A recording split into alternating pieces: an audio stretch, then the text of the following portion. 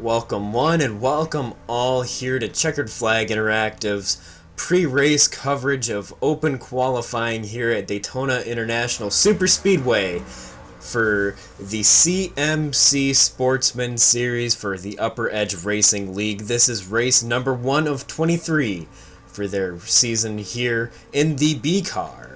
And things are about to get ready to get kicked off here tonight. The championship season winner last year, Corey Hoover, will be making his return, along with many other familiar faces from last season, as well as a bunch of new faces here in the Upper Edge Series we're going to be covering this season. 23 races again, and we will be getting coverage started and the pre-race information handed off to you very quickly here. You're going to have Steve Bonesteel and Mr. Shane Doherty up in the booth here tonight, bringing you coverage live from Daytona International Speedway.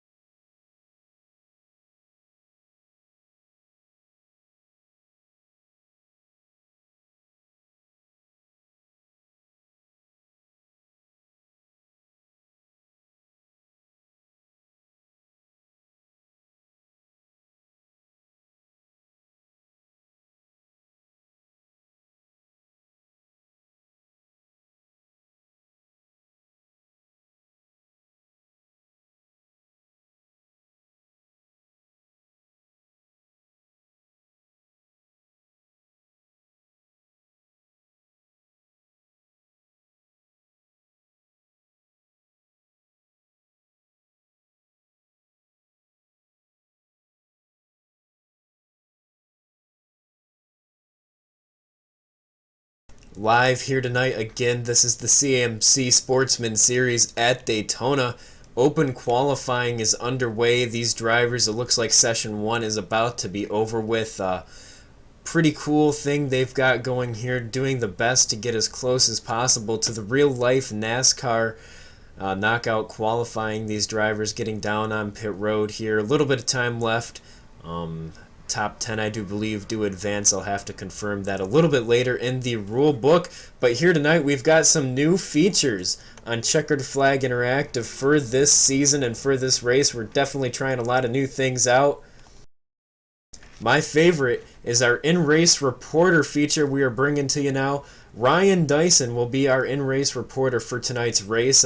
He is the league owner here at Upper Edge Racing. He's having some connection and computer issues, so we're going to have to keep our eyes on him to see just how that plays out through the night. It's going to be interesting to see if he is able to stay going. He's got one screen instead of 3, and I know there's quite a few of you guys that probably thinks, hey, 3 screens? I'd love for that. Well, he's only been using 3 screens, so that's about all he knows. So, new thing for him here tonight, single screen, and he is our in-race reporter. Bringing you some of the track facts. Again, this is Daytona International Superspeedway, 2.5 miles. Were paved in 2010 with 147 possible people, 147,000 possible people. I know that graphic is a little bit wrong on your screen. They're missing a 0. Don't get me wrong, tons and tons of people can fill in here at Daytona International. We've got 100 laps of racing here tonight, and if it's anything like what we saw in the past for Upper Edge Racing, it's going to be a great race.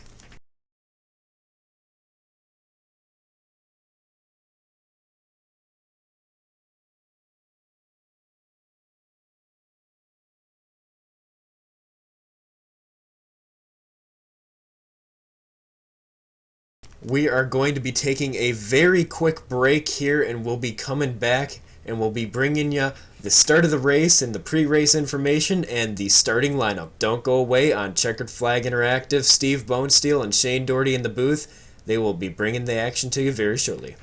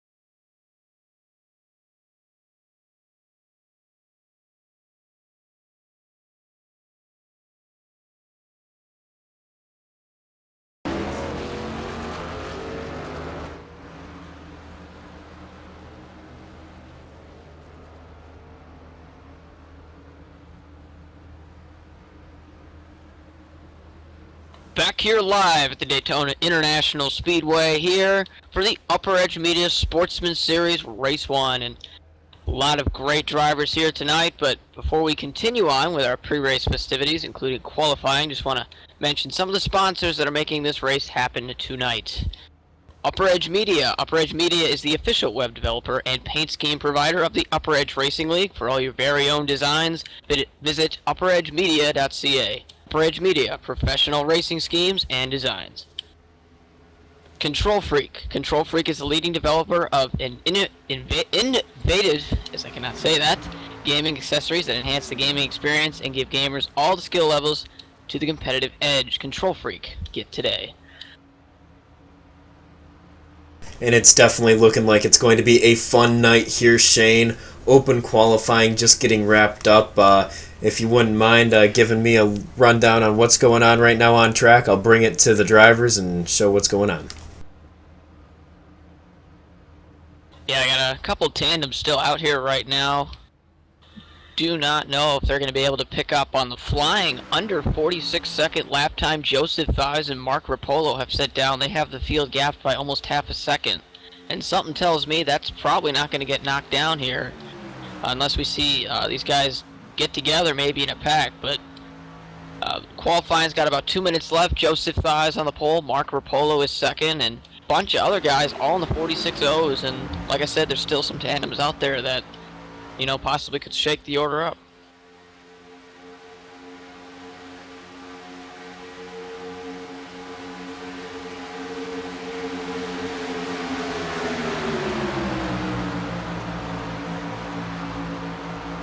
See, they're trying to get a pack there. That's Jeff Ramsdale drafting with the 19 car.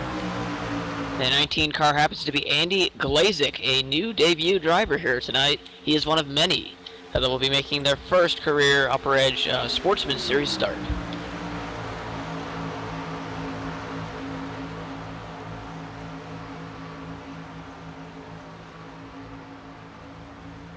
Talking about innovation earlier with the Upper Edge Media, but the one thing you have to mention with innovation here is, they get sideways and a wreck in qualifying. That's probably going to pretty much be the end of qualifying, but how about this group qualifying this season for the Sportsman Series? Really like it.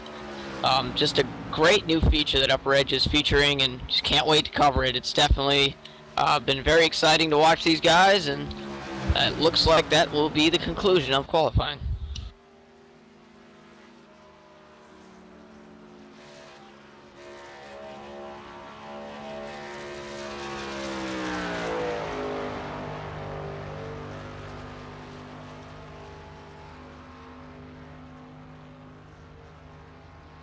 It's going to be interesting, Shane, to take a look at what goes on the grids. I do believe there might be some slight adjustments in somewhere where the drivers are, because they are trying to attempt, like I said earlier, to reenact what the real-life NASCAR guys do in knockout qualifying. So I do believe like the top 10 might get slightly adjusted from where they were, just by basing it off their second round lap time. So I'll have to take a look and see if that happens, and then we'll definitely take a look at that as the season goes on and see how that works out.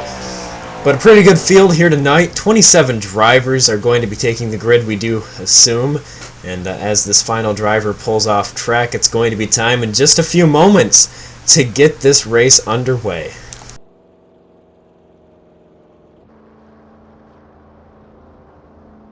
Yeah, we had 30 cars take time here in this qualifying session. That is a lot of cars, and it's going to provide for some interesting racing if all 30 of those cars do start tonight. And it's going to be fun to watch here at Daytona, the world center of racing.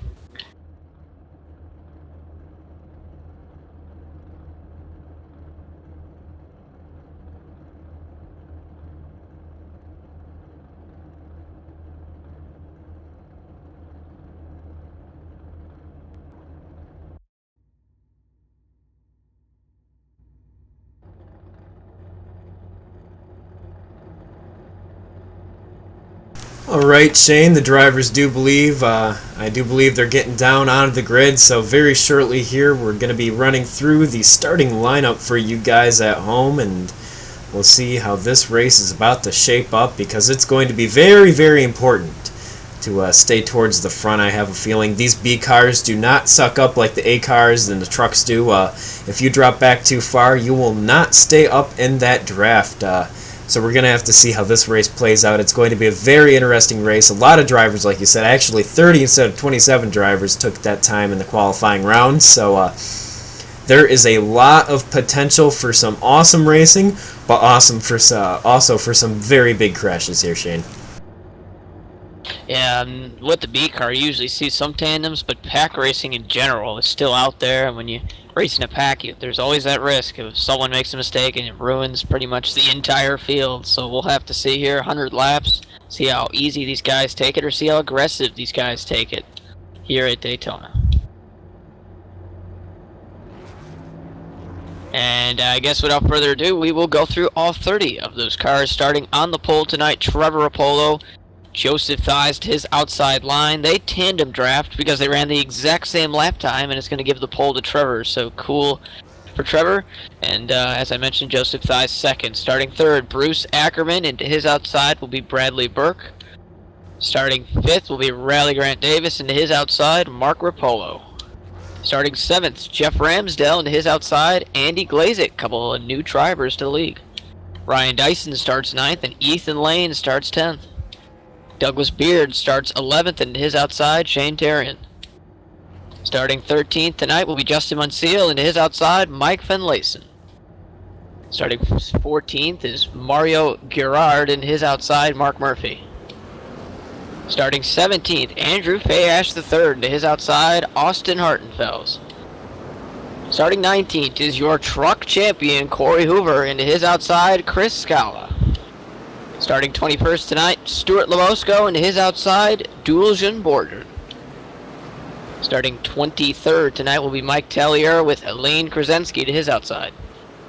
Tom Bourne rolls off in the 25th spot. Bronson Stafford back there 26th. 27th, Dalton Alexander. 28th, Michael Thompson.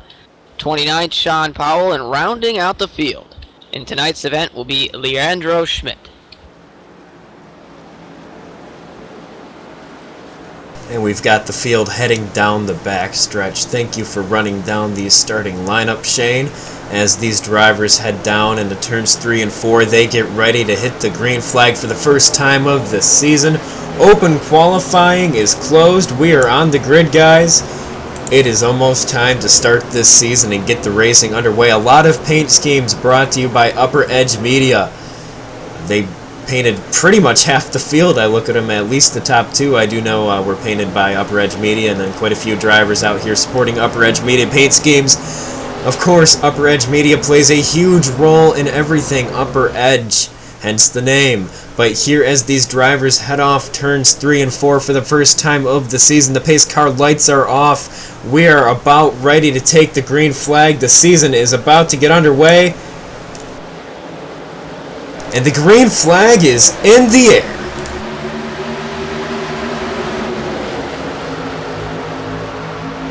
Side by side, down the side straightaway, going into turn number 1. Everything looks good so far.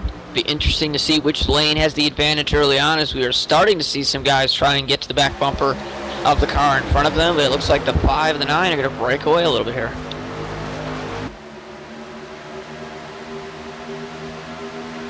Massive pack going down the backstretch 2 by 2, almost door to door, and things are going to be pretty intense for these first few laps. There's only going to be inches there, 3 wide going into 3 and 4. The number 19 up into the wall just a little bit there. He's going to gather it up. He's going to be falling back there. Ethan Land and that number 42 in the middle there. Almost some more 3 wide in the back of that pack. That number 19 getting stuck up by the wall. He is not where he wants to be right now. Yeah, that's Andy Glazik making his Upper Edge Racing League debut here tonight, as many drivers are. Kind of a tough lap there. He is on the outside. He's still in the pack, thankfully. So all he'll have to do is fall in line or find someone to work with here, and he should be just fine. And here right around our in-race reporter of Ryan Dyson, we almost had some more 3 wide at the beginning of that pack. The number 5, the number 9, they did drop in behind each other. Trevor Rapolo is currently leading there in the number 9. Joseph Thies is right behind him. We've got Jeff Ramsdell now jumping up to the high side. No one really up to help him quite yet. Ethan Lane is looking up there. Will he stay up there? Only time will tell here. Single file through the first 4 cars, and when Ryan Dyson gets clear of Jeff, it'll be the first 5 cars are single file. We complete lap 3 here at Daytona. The field is starting to get organized and caught back up to each other. For a little while there, it's starting to get strung out. The way the draft works, once one field breaks away, if the second pack can get in single file line, get in the parachute draft, they can usually catch back up. It's when you fall off and you're the only car in a little pack there that you're pretty much on your own and you're SOL. But right now, Jeff Ramsdell and Ethan Lane are the only cars on the high side, and they are making gains towards the front. Jeff is pinching that number 7 down. Bruce Ackerman down towards the bottom, going to have the run on the high side. Will they be able to get around these leaders this time by, or will they start to overheat? Yeah, we knew from qualifying that it was pretty obvious that Trevor Rapolo and Joseph Thies were going to get together, but Ethan Lane, Jeff Ramsdell, that's the beauty of super speedway racing. You never know who might team up together and try and get to the lead. Ethan Lane in the 42 Lane Motorsports Camaro. Jeff Ramsdell supporting our checkered flag interactive colors out there, and they are looking for the lead down the back straightaway. Not only are they looking for it, Shane, but they got it there. Jeff Ramsdell is always someone you need to watch out for at the super speedways and pretty much everywhere else. So if he can find his way towards the front, usually at these super speedways, unless he wrecks, which he does quite often, it's usually not even his fault. He can usually stay up there. And right now, the number 42, Ethan Lane, will look on his outside. He will not lead that lap, but he will be close. Will Trevor Rapolo stay with Jeff Ramsdell, or will he take it 3 wide? He thought about it there for a second. We've got Ryan Dyson, the number 25. Justin Munseal pushing him on the outside. The number 28 of Ryan Dyson. The battle is heating up for the front already. Early on, we've got 3 wide there. Ryan Dyson all the way out by the outside wall. Justin Munseal will push the number 42 in the middle lane there. Ryan's going to get past our in-race reporter, the number 77, Andrew Fayash III. He will pick that middle lane, and Ryan Dyson will continue the fallback there on the outside line. Yeah, it was an interesting move by Ethan Lane. He pushes Jeff Ramsdell to lead and then wanted the lead and was lucky to fall back in line there, but it looks like Trevor Rapolo is now going to be pushing Jeff Ramsdell, and Ramsdell has assumed the lead.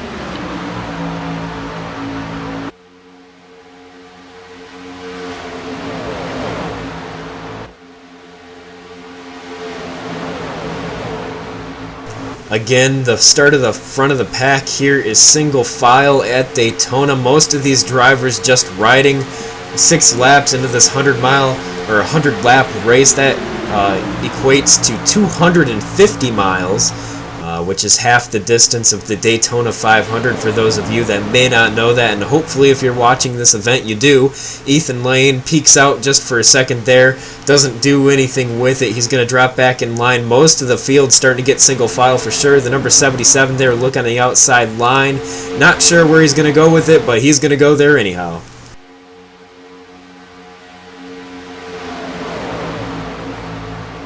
Yeah, I was trying to see here if they can maybe get an outside lane worked up. Andrew Fayash III tried to get up there and get some help. No one has helped him, and Ethan Lane looks like he's trying to get somebody up there as well. He maybe wants to go around Jeff Ramsdell again here, but he once again has no help.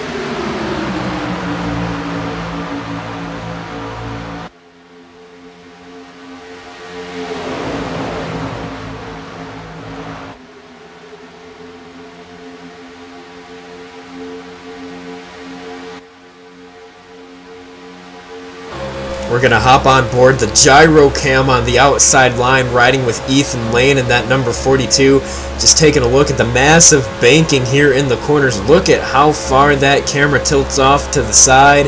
As you can see, that inside line will be quite prevalent through the middle of the corner. Once he gets off, he'll have the run, but if he doesn't have someone to really give him a bump draft, he's pretty much on his own, using the side draft as much as possible. But he can only do so much there. But as you can see, he really does get that run going down the backstretch with the side draft, Shane, and it looks like he'll tuck down in the bottom lane.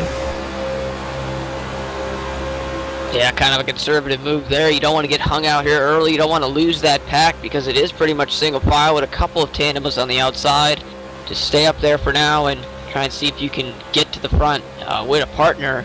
because here comes Andrew Fash and Ethan Lane, and here they're going to try and get together, maybe see if they can get to the front now, because they are actually pushing each other and not laying back.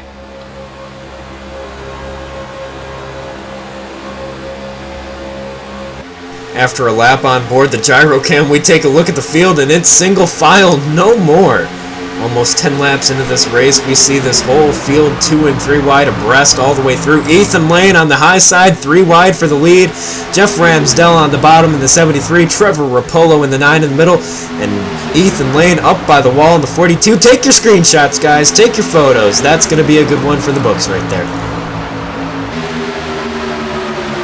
Yeah, definitely a lot of screenshot kind of moments here. And at Daytona, there's always the photo finishes, but what we fail to see sometimes in these Daytona races is the photo battles, pretty much. So close racing, and now you're seeing Ethan Lane tuck out a line there, trying to get back in the inside line. This pack is actually starting to separate themselves from most of the field, and it's kind of surprising because they've been battling, and yet they're actually gaining time. That's just the beauty of Super Speedway racing. Ethan Lane continues to peek out on that high side. I think he's trying to go somewhere on it. Of course, I mean, that's probably the goal of racing, to get to the front, but he can't really do it alone, and he's battling there with Jeff Ramsdell. Both of them very distinguished super speedway drivers and I-League racers put together right there. But right now, the control freak number 9, Camaro, is in front of the field, and that's where he wants to stay.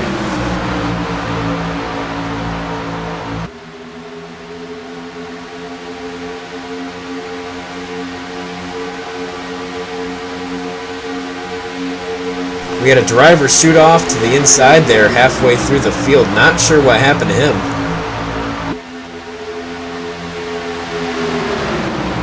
Yeah, we're going to have to check that out there.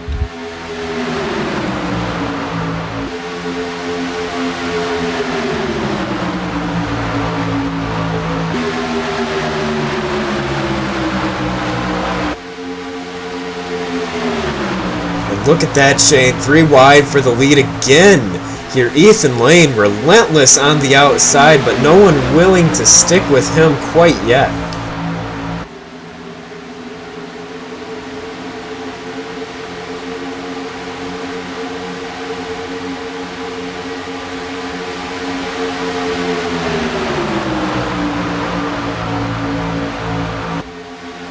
These guys continue to battle here side by side, and really it's hard to see who's got the advantage. It's one guy gets up and pushes the other clear, and then another gets up and pushes it clear. That is actually the number 20 car, I believe, that might have been Bronson Stafford. Yes, it is. The Home Depot Husky Tools Ford Mustang of Bronson Stafford just got lapped by the field. He is on pit road all by his lonesome, so that's a tough break for Bronson early on.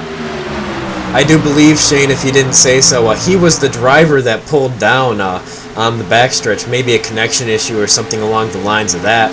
But as you can see, this field is no longer really a tight pack. They've started to really spread out, even with all of this incredibly hard racing towards the front. And while it's incredibly hard, it's incredibly clean as well. Some great racing here at Daytona for the lead right now. 13 laps into this race. We haven't seen a single caution yet in the Upper Edge Racing Series here. The CMC Sportsman Series. I do need to correct myself. And right now we've seen the number 9 and the number 5. They've been out in the front of the field for the majority of this race. And it looks like they might just have the magic combination right now early on to stay out towards the front. Yeah, all the challengers have tried to come up to the field and try and take away that lead, but Trevor Rapolo, Joseph Thies showing they have the 2 best cars and strategies in this race. But don't look now, here comes Justin Mansell peeking the Ford Mustang nose underneath, and this may or may not force Trevor or Joseph to shut the door, and he actually does. And they continue to keep that inside line, but here comes the 08 and the 27. That's Douglas Beard. And it looks like Mario Guerrero, 2 brand new drivers to the lead, looking to take the win, or take the lead, I should say. They would love to take the win, but they're going to be side by side. This is exciting racing. And Douglas Beard and Mario there on that outside line. Two new faces in the Upper Edge series. We've got the familiar faces down on the inside line and the new faces up on the high side trying to make something happen, trying to make a name for themselves here. They've got some TV time and they've got the cameras on them, but will they be able to get the lead? I don't really know, because it is a very intense battle down there on that inside line, and those two power cars down there, those Camaros, are hooked up and they are pushing and staying out towards the front. Justin Munseel having that side effect of what I said. Once you fall off that back bumper, you have a hard time sucking back up, and Jeff Ramsdell seems to also be experiencing the same thing.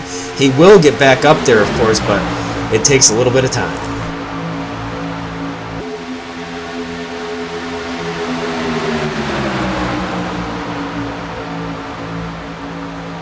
Yeah, they're trying. We're going to have to see how long the 27 of Mario Gerard can push, though, because he's been pushing for a while there, and bottom line's just been kind of riding. We're going to have to see if they can hold it up there for long. We'll jump up into the CFI blimp here and take a look at the pack as they go through 3 and 4 to complete lap 16. These guys on that inside line, you can see them there. They fall apart just a little bit on the exit of the corner. The guys on the outside, of course, do get that run going down the straightaways, but now that that number 27 Mario's got that car heated up, he's going to be having a hard time there. I do believe within the lap or so they will have to switch if they want to continue the relentless assault on the outside, Shane. And I mean, we're halfway through this beginning run here. We haven't had a single caution. A lot of these drivers racing very conservatively, but also racing very aggressively here early on. But with that being said, I do believe it's time to take our first commercial break of the night. Do not go away. Checkered Flag Interactive's coverage of the Crescent Moon Contractors 250 at Daytona will be back in just a flash. Don't go away.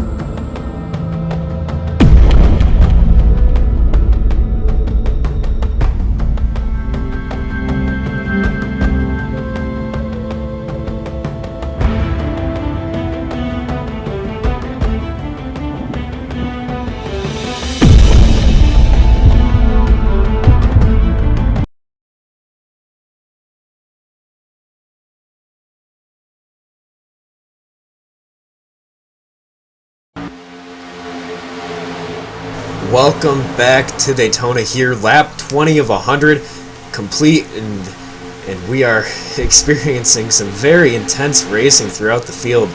I would like to update you guys on our in-race reporter, Ryan Dyson.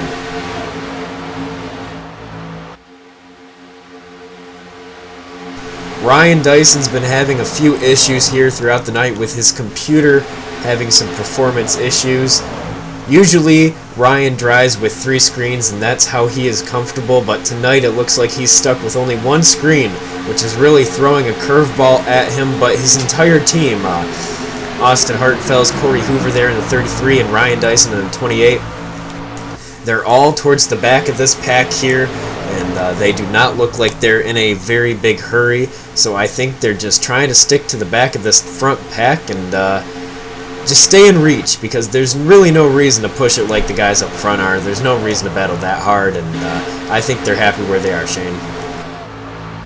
Yeah, I think they're definitely just trying to ride it out. 100 laps, long way to go. Plenty of pit stops to come here, and we're only working lap 22, so about halfway through a fuel run, you're going to have to make 2 pit stops, as we've actually heard somebody come on the radio here saying they're going to be pitting, so this is interesting possible strategy we could see here. But I mean, if you're in the pack, that's a good thing, because you have the chance to make up that time either on pit road or using the draft. And you don't, if you feel like you don't want to be up front, that's up to you. I mean, there's no point in being up front. Fine, you can go to the back. That's just the beauty of having that advantage, as we do see some cars pull off pit road here. 3 cars coming into the pits.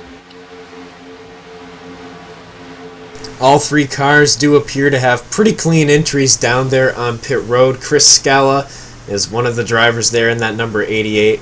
So we'll see how these guys get their pit stops down and out, and we'll see how they get back out on the field. I do believe they would have had some more fuel, at least 4 or 5 laps at the very least. So it's definitely going to be some interesting strategy calls here early on in this race, but we'll see how it plays out.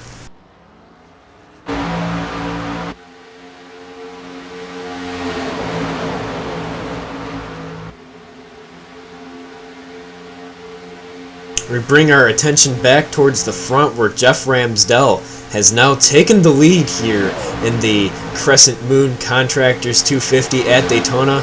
And he's sporting those CFI colors, as you said earlier, Shane. And I mean, it's just like I said, Jeff Ramsdell is always a threat when it comes to super speedways. He has a skill that is pretty much unmatched by most drivers. And the only downfall is his skill of being just so dang good puts him in places where he just doesn't need to be, and he ends up getting taken out more than often. And if he didn't get taken out, I think he'd win almost every single super speedway race he participated in, Shane. Yeah, Jeff's really a guy who will be strong early, but usually luck is not on his side when it comes down to the end of these races, as he puts an aggressive block on Ethan Lane. Jeff's feeling it in the lead there, so they're coming up on a slower car. It's the 27. He stays to the outside. He will go a lap down. Just came off the pit road. Did the 27 car.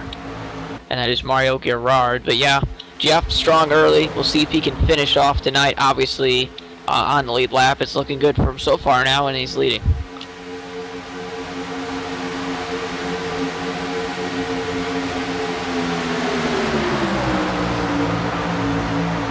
Ethan Lane has just been relentless also on that outside, as we're a quarter of the way through the race. He's really been on the outside battling at almost every single point I've seen him up there. And now that Jeff Ramsdell's back on that inside line, Ethan Lane's got the push from Shane Terrian there on the outside. So we'll have to see if Ethan Lane can finally clear Jeff Ramsdell, who he assisted up to the front earlier on in the race, and we'll have to see if he can actually get clear of him. I don't think he's going to have the power to do it, because that inside line looks so strong right now. But I also see the 9 and the 5, Trevor. He's really losing his drafting partner there, Joseph Dyson, that number 5. So they're going to have to get hooked up pretty quickly here, because that will pretty much kill the momentum of that inside line, Shane.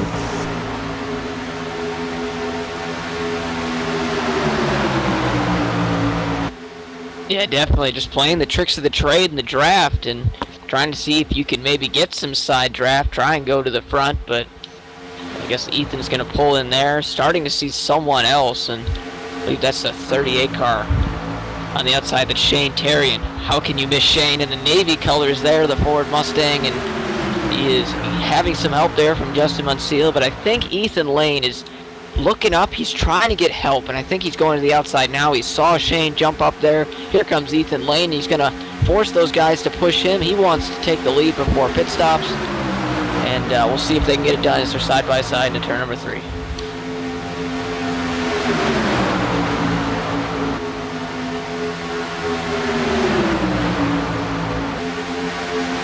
And Ethan Lane just not having any luck getting someone to work with him there. Shane Terrian goes right around him.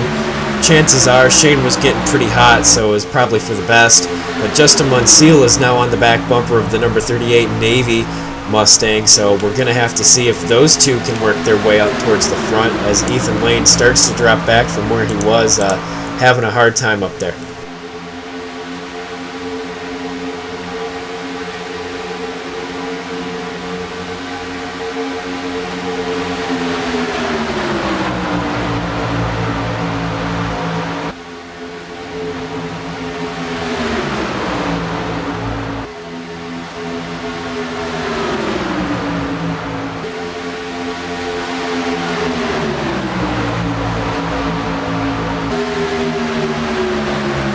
And Shane Terrian will lead that lap there, lap number 28, by just a few inches over Jeff Ramsdell on that inside line. Justin Munseel giving him a push there, everything he's got, but it's not going to be quite enough to keep him out in front.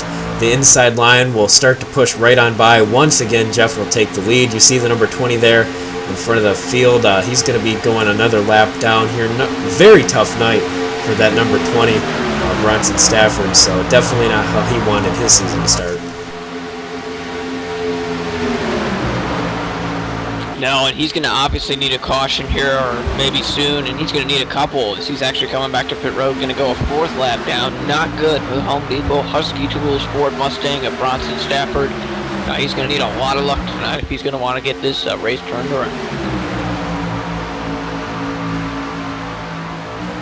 It's quite impressive that we've gone so far without a caution, Shane, as we head up again up into the blimp, taking a look at this battle here. Shane Terrian goes to the inside line, maybe just for a moment, leaving the number 25, Justin Munseel, all alone up there. But like I was saying, it's amazing we've gone this long without a caution. Usually at Daytona you get a pretty big wreck right off the bat here, especially with the larger fields. And with the way these guys have been racing here with all the aggressive side-by-side, 3 wide, almost 4 wide action, you'd think that we would have had a caution by now, but we have not. And we are still green 30 laps into this race, and a lot of these drivers are going to be heading down pit road very shortly, and things are going to be getting interesting here because it's going to be at least a 2-stop race from here, I do believe, and a lot of things can go down after that first pit stop. Yeah, and I think it's just a testament. I mean, you look around this field, there's really no one going side by side, an occasional one car or so, but I mean, everyone's single file and spread out, just kind of using each other's draft, riding along, just trying to get through the race, log some laps, and get to the end of this thing, and then we'll start seeing some battles pick up. But I think everyone's just taking it easy. We saw some aggressive moves early on, and now we're starting to see it calm down, and you know, it's really getting to a point where I think guys are focusing on logging laps more than racing, as here comes your leader, Jeff Ramsdell, Andrew Fayash. They're going to be catching a lap car, and the lap car is going to stay low, almost contact there. That is the 16 car, and Jeff will make it through there, but still a chance. Oh, Andrew Fayash gets loose there. Nice save by everybody. That lap car really made it hard for your leaders to get through. Tell you what, there for sure, that number 16 made a huge miscalculation on his part. I don't know if he was thinking choosing the bottom line in front of a field of hard-charging cars was a smart idea because they could just go around him easily, or if he was just going slow enough to get out of his way. But that was definitely not a good move. Jeff almost ended up having to take out the whole field there as we see some more cars heading down pit road. Pit stops are about to start beginning for the lead pack here, and we'll see how things play out. 32, 33 laps into this race now. Yeah, now that you're starting to see more guys come to pit road, that means we have more time for this field to be spread out, and that means more green flag racing. But what I'm interested to see here is if everyone can get on and off pit road cleanly. You're trying to slow down from almost 200 miles an hour all the way down to 55. I believe they did change the pit road speed limit here. I haven't revisited this track since the new build, so it may or may not be 55, I believe. So it's a different change, but it's still a very big speed increment you have to get down to coming onto pit road.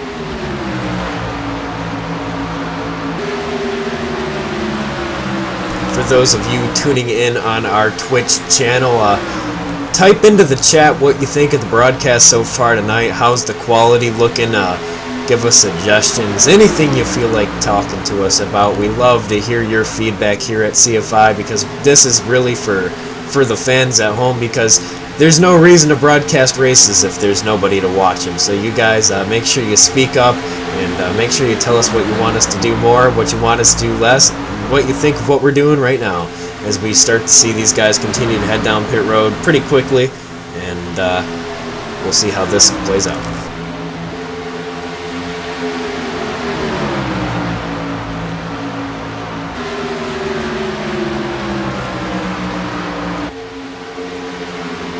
Yeah, definitely as we go 3 wide here outside of the tri-oval. It looks like they're all going to lift through that. Got a couple lap cars in the middle of that mix. The field is trying to get through some guys, but most of all, it looks like everyone's going to make it through there pretty clean. And obviously your leaders are kind of spread out, though. Surprisingly, Shane Terry and Justin Munseal, they have checked out from the rest of that pack.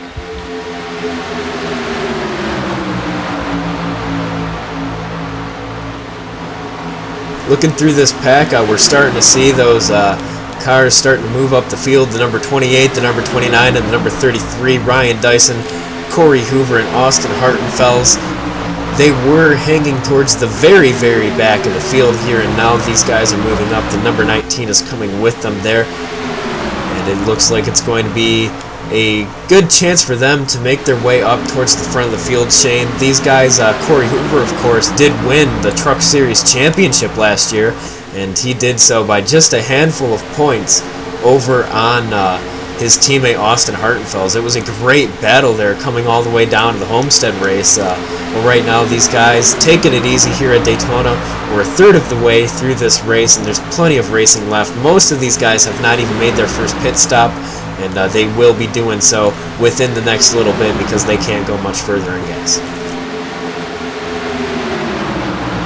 Yeah, and I think these guys are electing the chance to just go out there, run it dry, come to pit road, and maybe have a chance to pull some strategy here at the end. Everyone's going to have to make 2 pit stops to make it to the end of this race, regardless if you go to the end or not here this first run.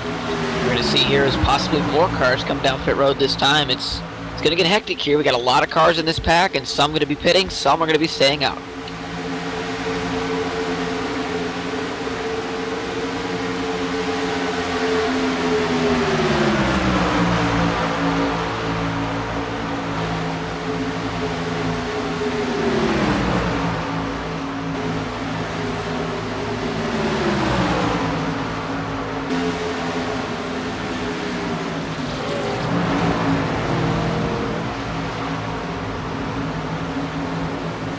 And we see there on your screen the number 16 wipes out going down the pit road. We'll take a replay and take a look at that.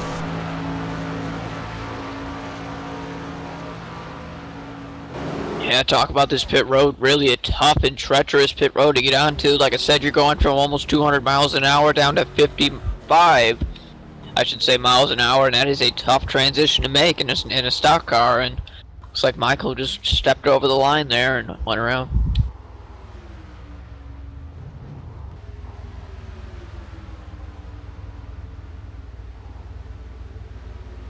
Looks like here come your leaders, Shane Terrian and Justin Munseal to pit road. They're wiggling those rear ends, but they will make it onto pit road successfully, and they do a nice job there, and that should definitely help them to their claws, but they're going to have to see here if they take 4 tires, 2 tires. Haven't really been covering that, but oh, Shane Terrian way overslides his box. That's going to be a huge problem.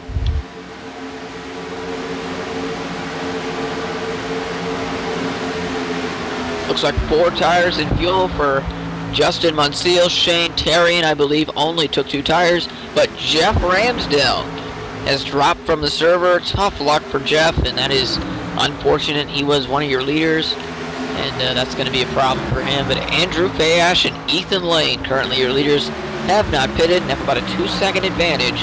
On 3rd place now, 28 car Ryan Dyson.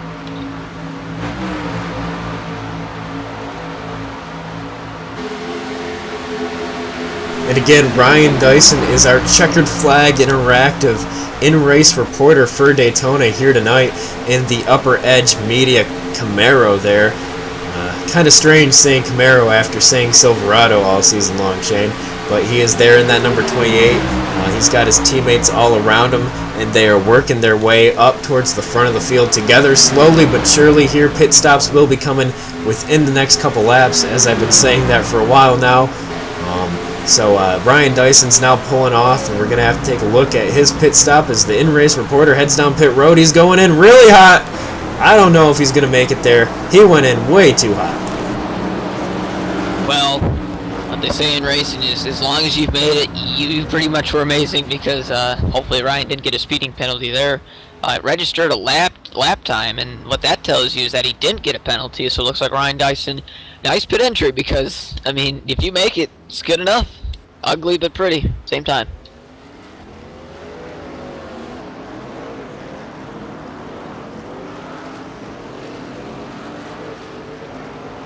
See, now it's the race for these leaders to hustle out of pit road, get up on there. You can merge, I believe, before turn one. You got a pack coming in the outside. These guys have to get up to speed and see if they can possibly beat this pack coming, because that's the whole point of pitting later, being able to have no one run you over.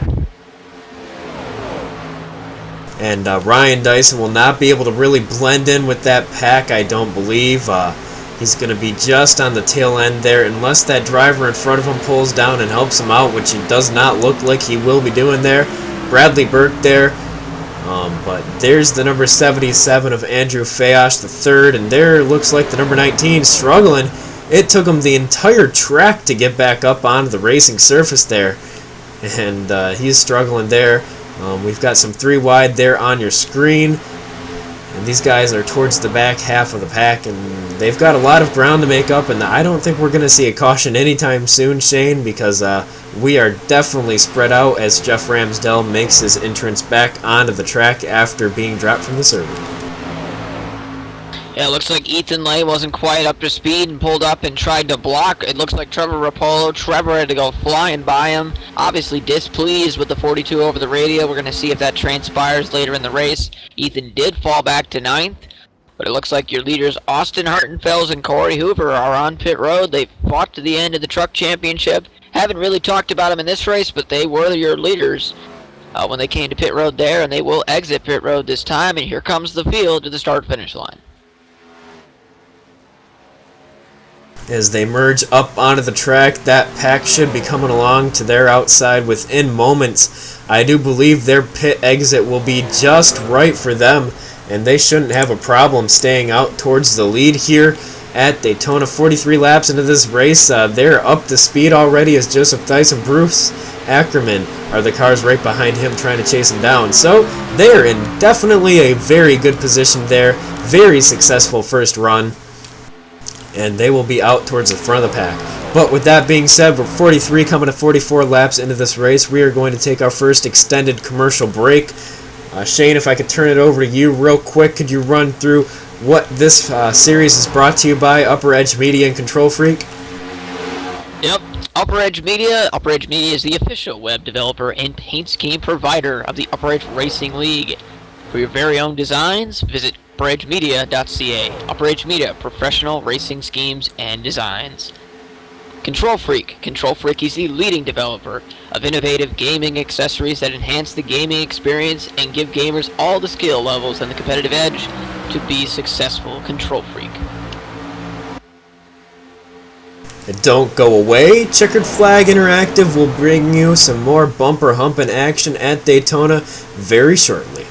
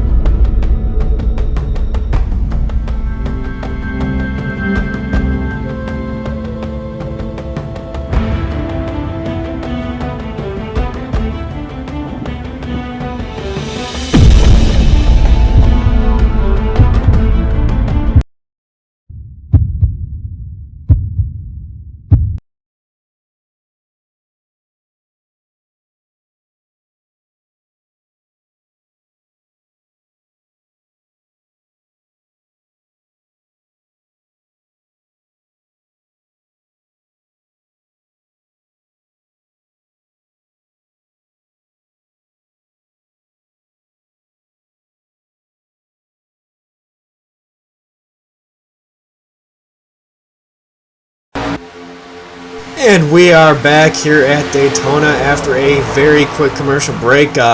Taking a look at the number 33 and the number 29, Corey Hoover and Austin Hartenfels. These guys battled it all the way down the Homestead last season in the trucks.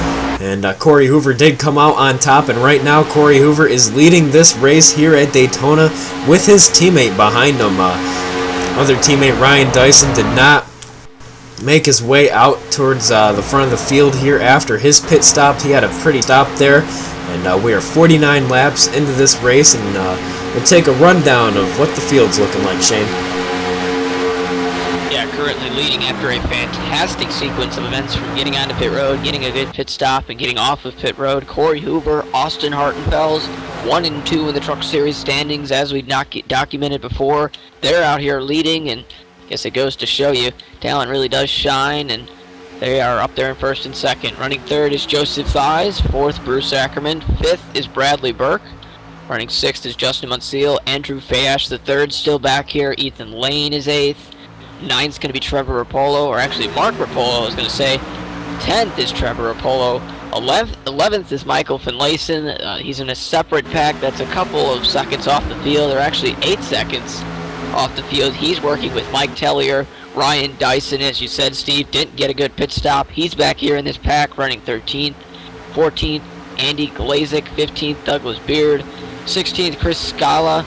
These guys did pit a little bit early, so that might have cost him some time.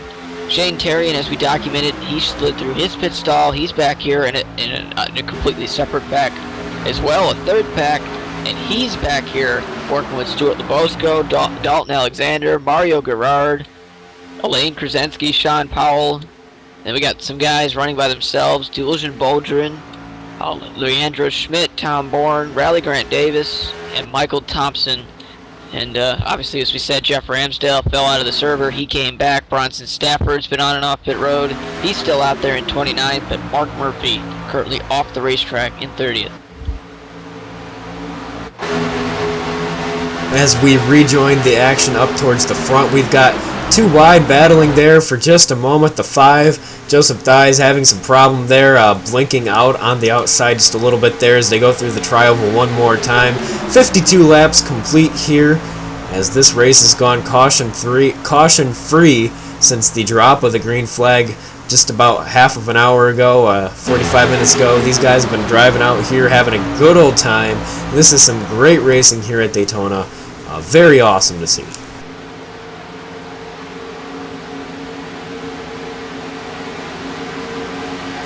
Yeah, if you told me we would go green flag the first 51 and a half laps, I don't know if I would have believed you.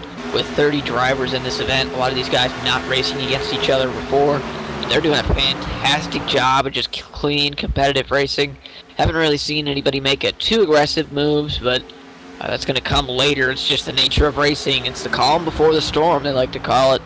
And we're just kind of riding it out here at Daytona. So we got a slow car on the bottom. Leader's got to navigate around that. It's the National Guard car. It's the 24. And that's Riley Grant Davis. He does a nice job just holding his line. The leaders make their way around him. Something that's been pretty strange for me this race, Shane, is usually the common rule would be for the lap down cars to go up by the wall or something, but in this race I've seen almost every single lap down car stay right towards the bottom of the track, right in the middle of the racing lane. So as the lead has changed, Ethan Lane did find his way up to the lead when they navigated around those lap down cars, but Corey Hoover and Austin Hartenfels are hooked back up on the outside line, trying to push back around him, trying to get clear, but it's not going to quite happen, not yet. Yeah, usually you'd expect some of the lap cars to stay high, but I guess they are trying to go by the NASCAR way, and that's that the lap cars stay on the inside and the pack moves up high and goes around them.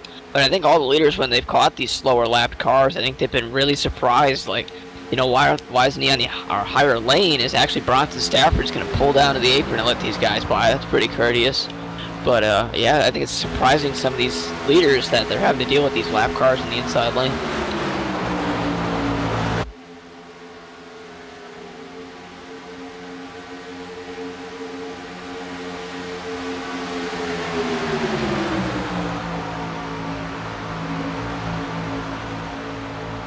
Ethan Lane's made his way to lead in the Lane Motorsports 42 Chevrolet. Saw him had a little bit of a mix-up coming off pit road there, trying to merge with the pack. Tried to fit the car where it wasn't. Thankfully, there wasn't a wreck, and he's made his way all the way back up to the lead. And now has a push from Andrew Fayash III. They worked together earlier in the race. They found their way to the lead. And one point to mention, you got the 2-car of Bradley Burke. He's back here in 5th. He's the odd man out right now, no partner, and he's up here in 5th, pulling away from the rest of the field here in this 5-car train. Really impressive.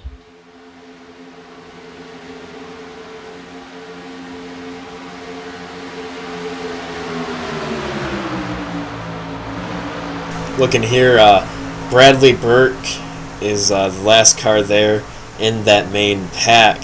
And then you've got the number 7 and the number 5, Bruce Ackerman, Joseph Theis. They were up there for quite some time. They fell off from the front there, and they did fall back. Like I said earlier on in this event, the suck-up rate of these cars is really awful. Once you get disconnected, unless you've got someone right on your back bumper, you're going to have a lot of a problem trying to get back up there. So these guys did drop off a little bit, but they are hooked back up. They're trying to make their way towards the front once again. They've got plenty of time to do so, at least one more pit stop and a chance of many more cautions. Anything can happen early on in this race, and until we hit about lap 80, it's still pretty much early on. Yeah, 100 laps here tonight. We are 56 laps complete, so that's, you figure it out, 56% complete of the race, so getting down to it here. But as they went by another lap car, Bronson Stafford again, he once again yielded to the apron. They're going to be coming up on another slow lap car, and that's going to be the, appears to be, as I can't get a number on that car, but it's going to be Tom Bourne, who's actually up front early on. And he is in trouble of getting lapped here. He started 3rd, and looks like he just maybe didn't have a partner there, and he's going to go 1 lap down.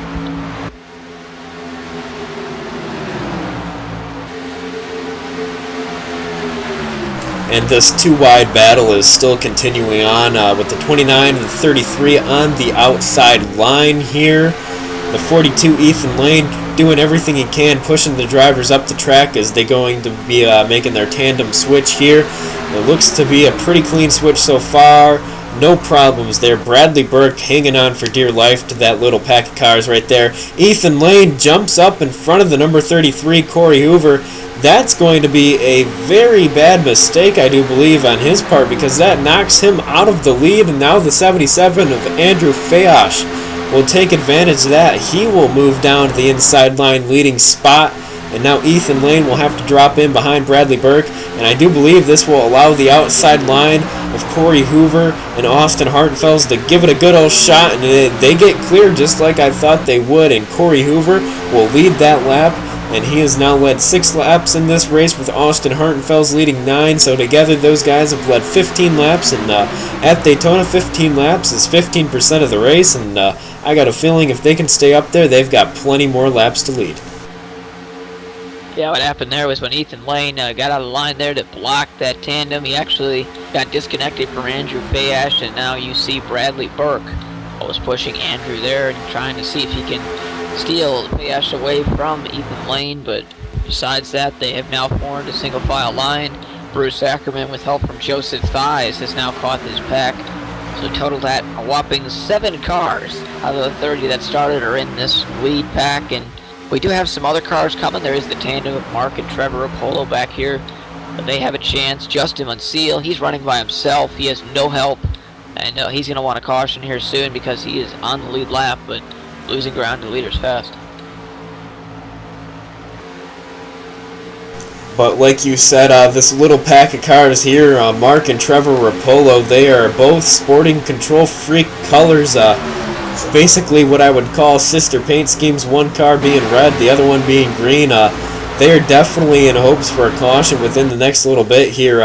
If they don't get one, they're in that spot where they either get up to that pack and they can really reel them in just for a little while here, as pit stops will be coming up within about 15 laps at the very latest, I do believe. So we'll have a 20-lap stint towards the end of this race. These guys really just got to keep pushing. They got to get up to that front pack, or else they will be left in the dust.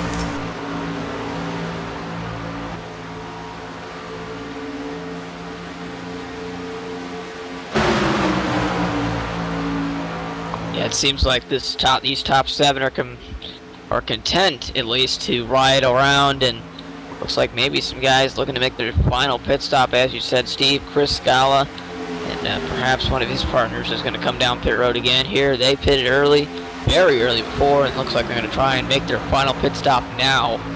Maybe see if that can gain them some time back. They are back here in this second pack. And that very early pit stop is designed for a reason, Shane. I'm sure you know.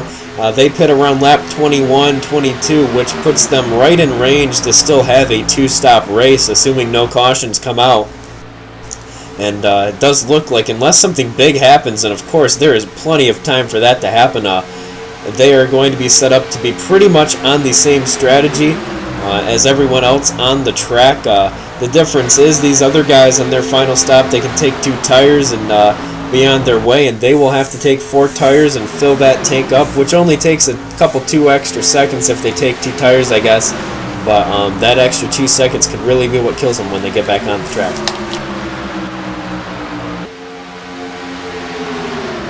Yeah, they're actually starting to make their way off pit road. They're going to get lapped, unfortunately, so they're going to have to hope that the leaders do pit, but it's interesting. We're going to have to see which strategy works. It's definitely a roll the dice type of move to come in this early when you have the entire run to go, but I'm pretty sure if they were set on the deal that it'll work out for them.